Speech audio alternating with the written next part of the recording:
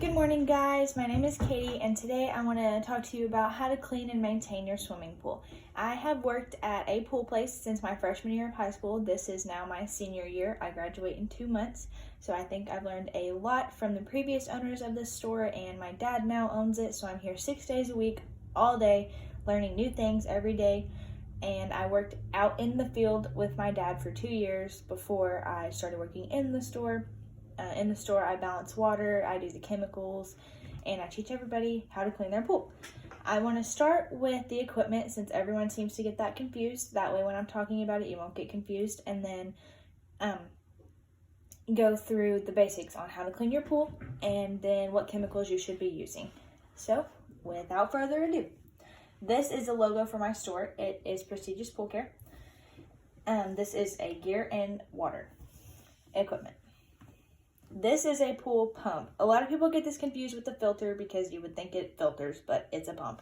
This is a little basket you can take out and clean out. It usually has animals like frogs, rabbits, small snakes, and leaves in it. This is a pump. This egg-looking thing. Sorry, filter. This is a filter. See, even I do that. This is a filter. This is a pressure gauge. This tells you when you need to clean the filter, and that is called backwash. On the top of this filter is this little valve. It looks like this.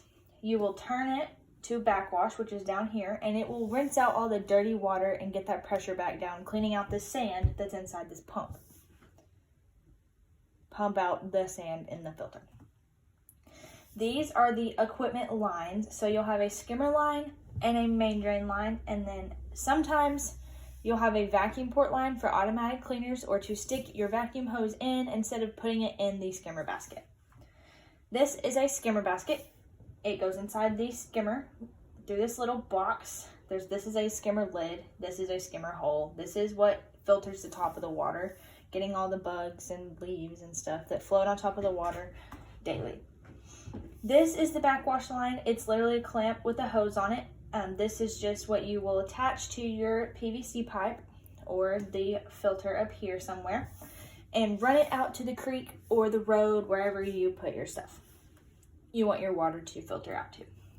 What you need to clean the pool itself to get all the dirt and the slime and stuff is a vacuum head, which you will attach to this pole. And then when you get done vacuuming the pool, which you'll do by turning that valve on to vacuum or leaving it on filter and turning your main drain line halfway off so that you get more pressure through the skimmer, and put your hose in the skimmer, and then it will suck everything into that little pump basket I was talking about earlier where you can clean it out. After that, you can scoop leaves off the top of the water or scoop leaves in the bottom of the pool if they're too big for the vacuum head to pick up. I always call them the 5 easy steps to clean your pool: backwash, clean the skimmers, scoop leaves, vacuum, and then balance your chemicals. You always want to balance last so that you're not washing out chemicals or vacuuming up chemicals or anything like that. So there's 2 types of pools. There's a chlorine and a salt pool. If you have a salt pool, it generates chlorine on its own, so you won't ever have to add chlorine to it unless you want to add granulated chlorine called shock.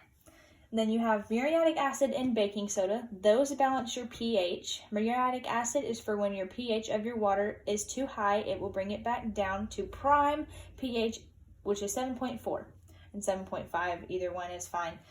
And then baking soda will raise your pH. It will neutralize your water. And then you have calcium hardness. That keeps your water hard. Your water always wants to be hard, and if it's not, it'll try to eat it off of your liner or your walls, your concrete walls.